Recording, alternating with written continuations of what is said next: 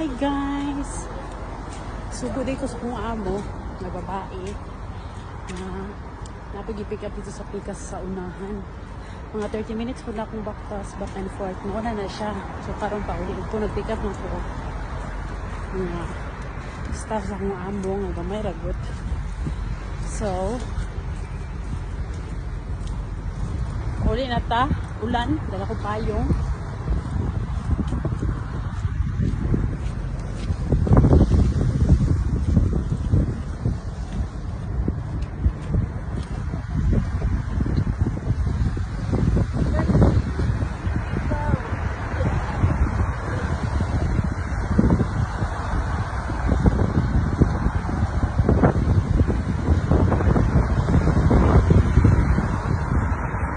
Lugaw kayo ang dagat tungod sa Baguio.